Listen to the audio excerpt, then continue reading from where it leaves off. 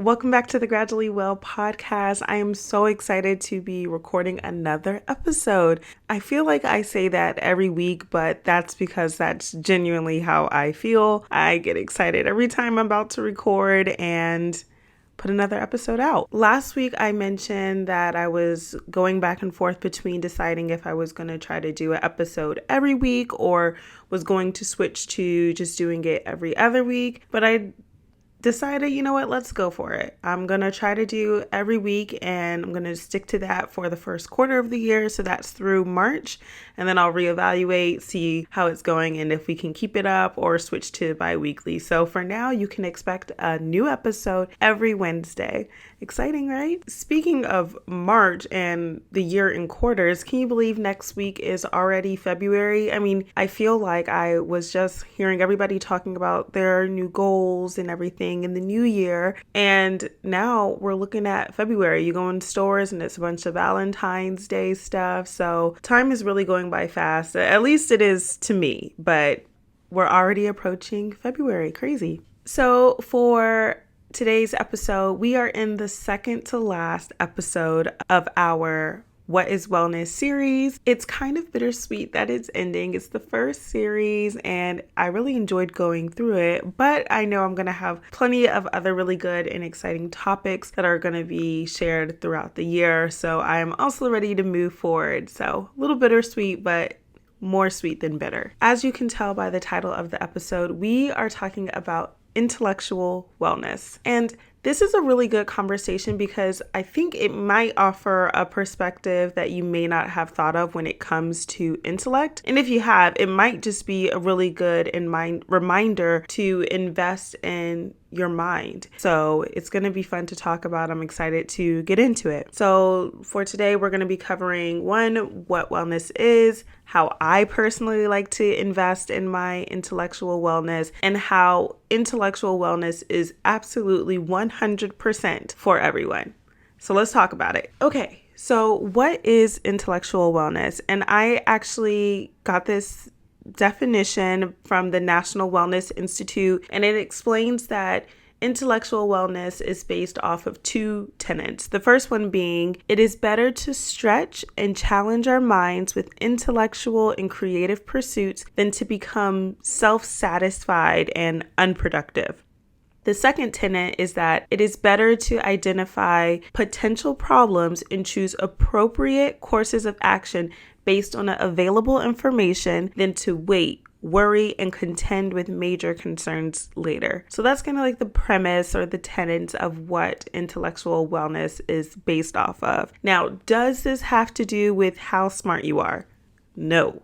It is actually not limited to what we traditionally think of when we think of smart, meaning like you might think of somebody that is book smart or they have a high IQ or they have several degrees or at least a degree, something. And yes, that is one type of smart, but there's plenty of other types of smart. You could have street smarts. You could be really smart and knowledgeable when it comes to social skills, hobbies, community, culture. There's so many different areas of where people could be smart in. So I want us to broaden our perspective of it not being limited to what we traditionally think of smart, like the textbook type of smart person. So, but even still, even with all of that, no matter if it's in a different area, intellectual wellness doesn't have to do with how smart you are. It's not about how much you know about a topic, right? It's more about your willingness to learn something new. And that's just a way better way to gauge how your intellectual wellness is doing,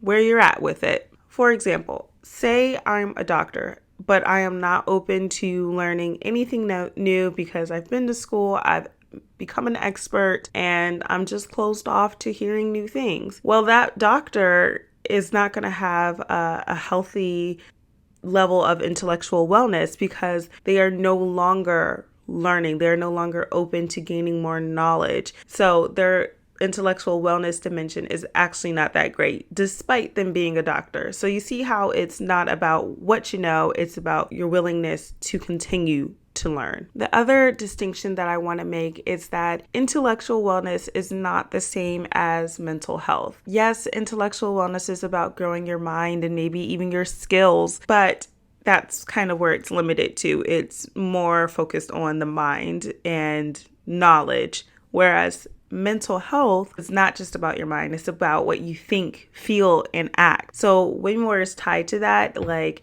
your emotions are more tied to mental health, your actions on top of your thinking. So mental health is just a way more broad, and intellectual wellness is just way more distinct. So again, intellectual wellness it focuses on your mind. Before I share how I relate to intellectual wellness, I just again want to say, to have intellectual wellness, you do not have to have a formal education to have a healthy level of intellectual wellness. I mean, you could have no education and be extremely intellectually well. And you could have all the education in the world and have a very poor intellectual wellness life if you have stopped investing in learning. Point is, you just have to be committed to learning no matter who you are and or your background. So how do I invest in my intellectual wellness? Now, I am what some people have jokingly or not so jokingly called a professional student. And that's because I keep going back to school, taking some course, joining a program. So, I get it. And the truth is, I actually just really enjoyed structured educational settings, aka school. And fun fact about the name of the show, slight tangent here, Gradually Well was actually, I thought of it because I was at a point where the next step in my education was grad school. That is still the next step. But anyway, it's grad school. And I wanted to kind of honor that process with me having a podcast. And I was really into health and wellness. And I was thinking how being healthy and well is really a process as well. So that's how I got the term gradually well, gradually kind of playing off the word like graduate or grad student, and then also honoring the fact that wellness is a gradual process. That's just a little fun fact about the show. But anyway, back to people calling me like a professional student and saying, oh, you're always in school and things like that. Sometimes I would kind of really take that personally.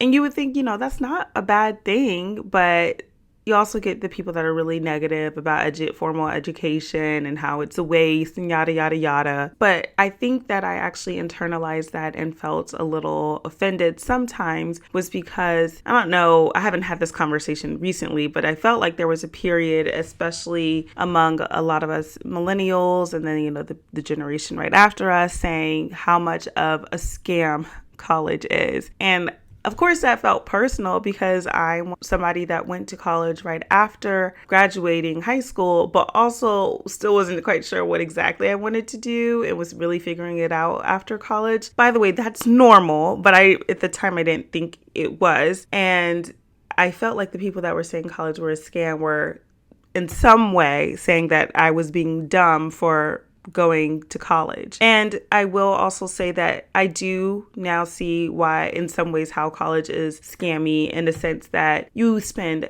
an incredible amount of money getting this education and then you struggle to get a job. You are applying to jobs that require you to have a bachelor's degree, but then they want to pay you $14 an hour. Crazy, right? Or even they'll say, oh, you have the degree, that's good, but where's your experience? I'm like, well, my experience, I'm still growing and I just finished school. So you kind of get stuck in taking jobs that don't pay the bills. And non-college people struggle with that too. But I'm just saying I get why some people call college a scam because basically you don't get the bang for your buck. So now I feel like there's a lot of people that feel like unless you absolutely need college because you're going to be like a doctor, a lawyer, engineer, or whatever, sometimes people really talk down about people that choose to go to college. And I do acknowledge that there are some good points with that, but I also do still see value in college as well.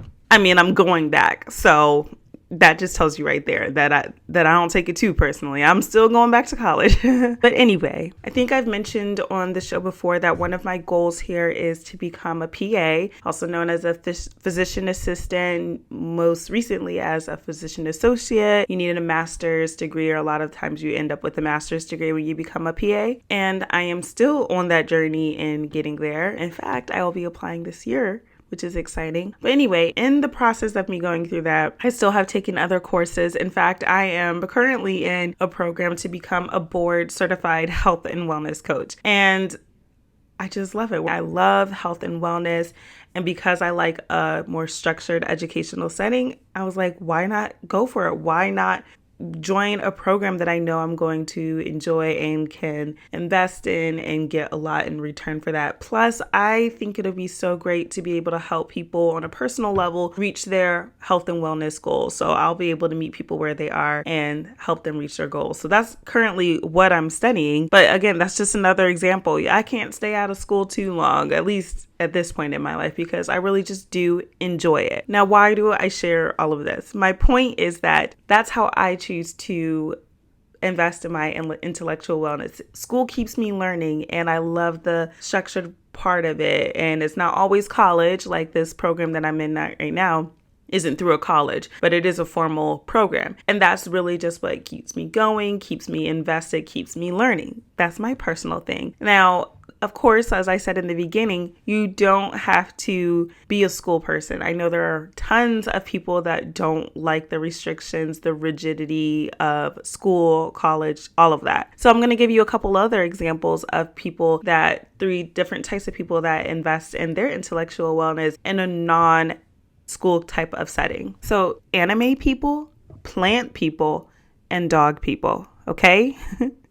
So if you ever met a person that is into anime, and if you don't know what anime is, it's basically a Japanese animation show. There's different types. I'm not even going to begin to try to explain because I don't know them. I'm not an anime person, but I've met plenty of different anime people. And if you've met them, you know that they're really into it. They probably have like a t-shirt, a costume, a hat, some kind of something that demonstrates that they are really into it. They could tell you all about the series. They have plenty of merchandise into it, but they tend to be really into anime and know other people that are into anime. And it's oftentimes a really cool bonding thing for people. Like if they find out somebody else is into anime, it's just like a great conversation starter and a good bonding experience. So you have anime people. They are very passionate about that.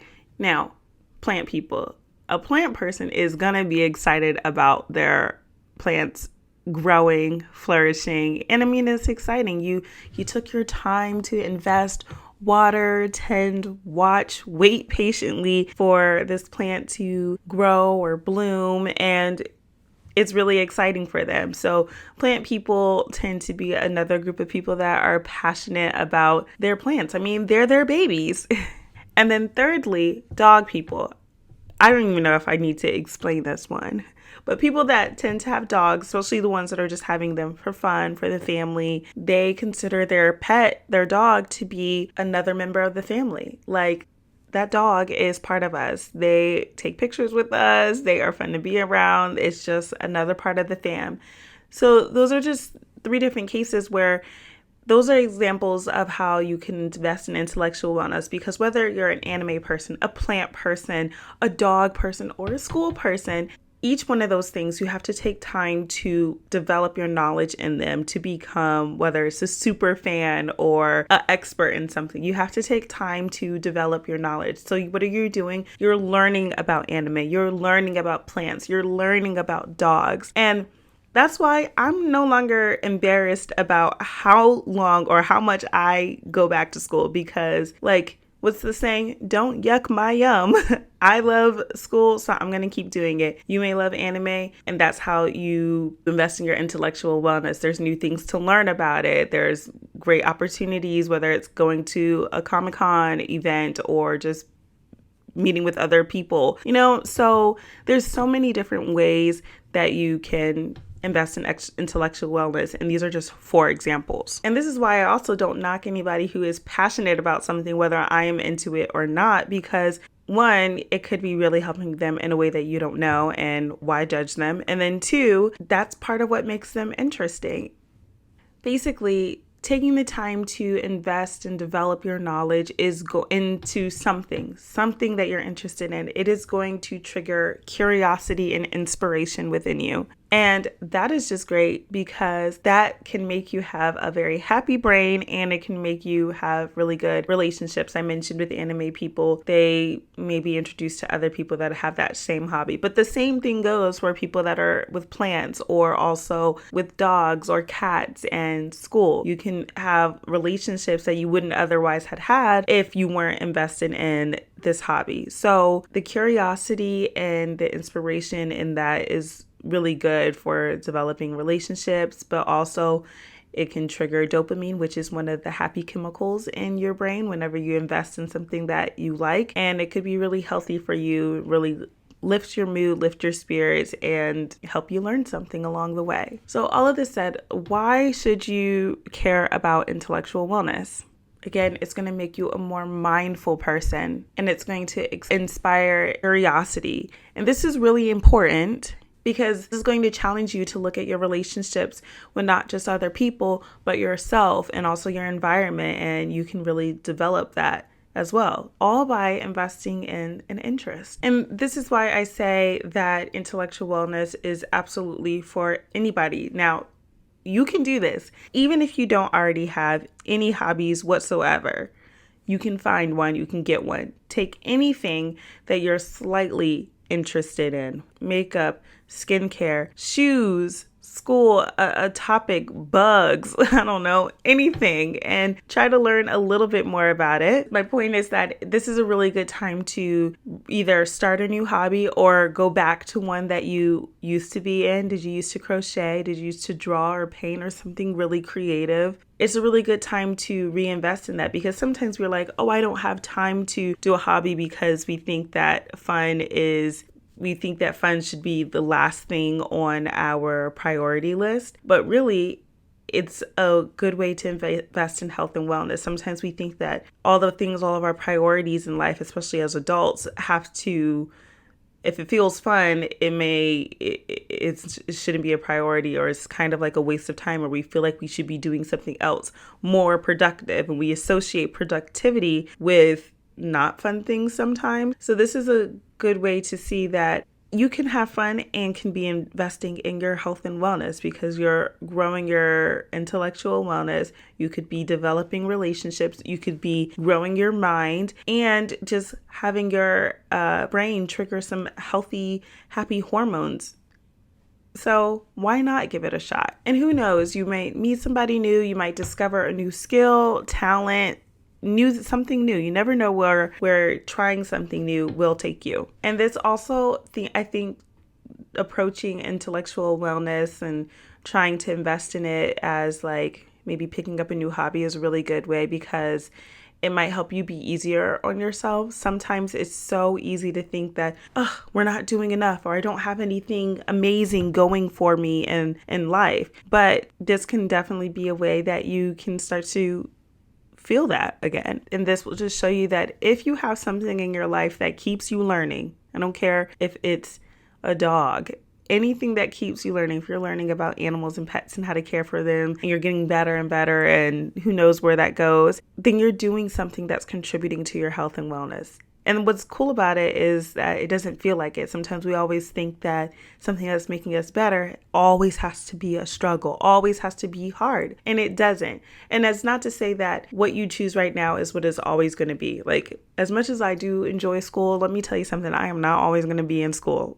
Okay. I don't know what I will switch to learning, but it's not like this lifelong commitment of one thing, but it's a commitment to openness to learning. That's what it is. So this is the fun side of health and wellness. It doesn't have to be so rigid. And I know sometimes some people maybe feel a little apprehensive or hesitant to work on their health and wellness because we think it's all about what you're eating and numbers, like your calories and your weight. But that's only one side of it. Health and wellness can definitely be very fun. It is so broad. You can get as creative with it as you want, and you can still have the very good benefits of it without it feeling like work. So take that negative narrative out there that you can't do this and that if you're enjoying it, it's a waste of time, because that is absolutely not true. So as we wrap up here, I just want you to ask yourself, what's holding me back from learning something new? Is it that you don't think you have enough time? Again, it doesn't have to be anything intense. You could just start with something that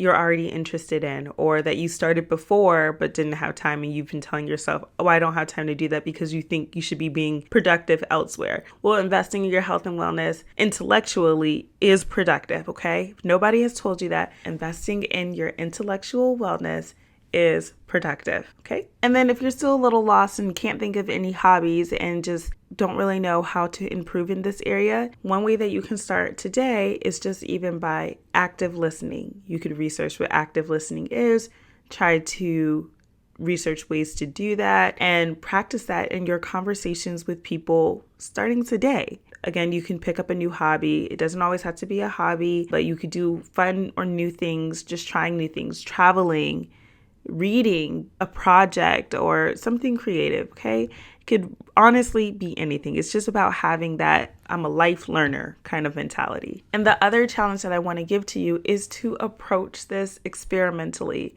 That's part of what's going to make it fun. If you approach this with, I have to choose something because I have to invest in my intellectual wellness, and the thing that I choose has to be it. I mean, you may think that you're interested in bugs, but then when you get to certain bugs or whatever, you find that it actually is really unsettling to you and you don't want to learn any more about it.